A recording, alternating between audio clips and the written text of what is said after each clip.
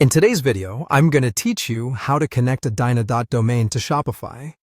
We're going to take your domain from Dynadot and point it to your Shopify store, then finish the connection inside Shopify. This involves updating a single DNS record, verifying the connection, and setting your new domain as the primary address your customers see. Start by signing in to your Dynadot account and opening Manage Domains. Choose the domain you want to connect. Then open the Action menu and select DNS Settings. At the top, you'll see a drop-down. Change it to Dynadot DNS. This tells Dynadot you want to manage DNS right here, which is important for the next step. Now create the A record that points your domain to Shopify. In the Domain Record section, choose the record type A. For host, enter the @ symbol. This simply means the root of your domain, the version without www. For the IP address or target host, enter 23.227.38.65. That's Shopify's IP address for connecting custom domains. Double-check that number carefully, then save your changes. DNS updates don't switch instantly on the internet, so it may take a little time to propagate.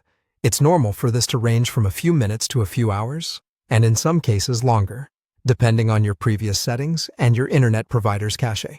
Next, move over to Shopify. In your Shopify admin, go to Settings, then Domains. Choose Connect Existing Domain. Type your domain, like yourdomain.com, and click Next. Then click Verify Connection. Shopify will check that the A record you just created is visible to their systems. If everything has propagated, you'll see confirmation that the connection is good. If it's not ready yet, don't worry, just give it more time and try Verify again later. Avoid making rapid changes while waiting, as that can extend the propagation time. Once Shopify verifies the DNS settings, set your Dynadot domain as the primary domain for your store. This ensures visitors always see your custom domain in the address bar. If you previously had other DNS entries or older settings, they may take a bit to fully clear from caches, so a little patience goes a long way here. That's it. You updated the A record at Dynadot, connected the domain in Shopify, verified the setup, and set it as primary.